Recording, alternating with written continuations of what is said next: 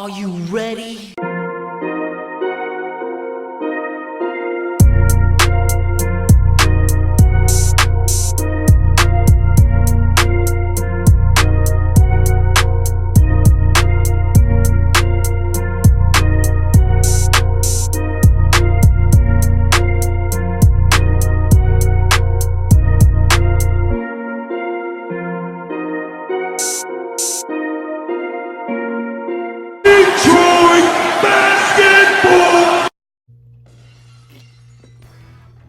Hey, good morning, peeps, or good afternoon. Whenever you guys, come up upon this video, how's it going, peeps? I probably had a little bit too much to drink tonight. Been trying to clear this cold out. But nonetheless, the Detroit Pistons beat the Boston Celtics 116-103 in Boston. Absolutely huge win for the Pistons. And I think the key factor in tonight's win were four things: Markieff Morris, Derrick Rose, Sekou, and guess what?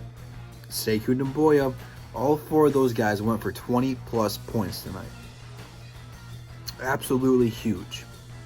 It is the first time that the Detroit Pistons have had four players go for 20 plus since 2018. So that's 20 years. What am I talking about? Ooh, I'm gonna drink some more. That is at least 2 years right there of not having four players combined for 20 plus points. Defensively, we did really well. I was surprised. I have been surprised by Sekou. This guy can guard 1 through 5. I've seen a couple times where Boston initiated the pick and roll, and he was able to switch and guard Gordon Hayward. And I say times he had to guard Kemba. Now, as the Pistons, that is not your ideal plan. You don't want Sekou guarding Kemba, but Sekou gives you the opportunity to guard 1 through 5. I'm liking what I'm seeing from this kid. He had a career high 24, I believe. It was 20 something. This kid is going to be something special, man.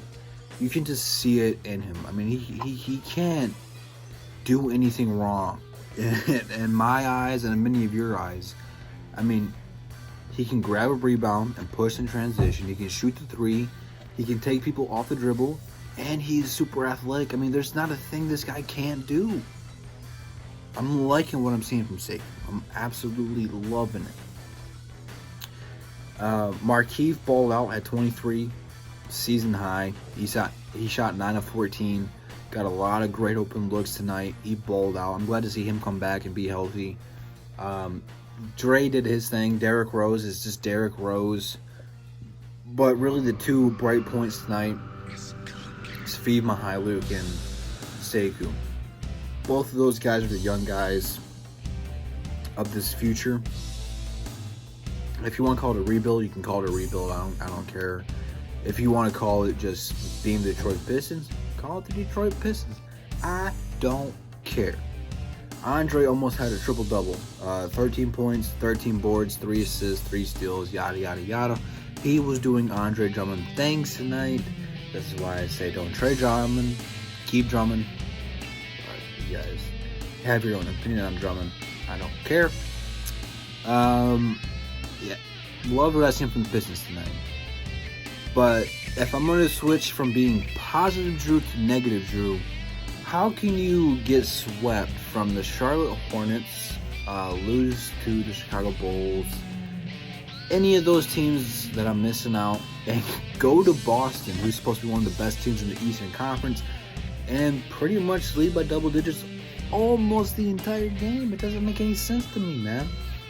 It doesn't. I'm not complaining. I'm going to take the wins, but the Pistons need to play with this kind of effort and energy every single night. And this is one of the prime examples of the Pistons playing up and down the competition. The Boston Celtics are one of the best teams in the Eastern Conference. The Pistons played up to it and beat them in Boston. Again, I'm not complaining. I love to see it. And I hope that this can swing the Detroit Pistons in momentum to make a playoff push. Because you don't have Blake Griffin for the rest of the year. It sucks. All the trade rumors involving Andre, whether if the Pistons are going to pull the trigger or not, I cannot tell you in confidence.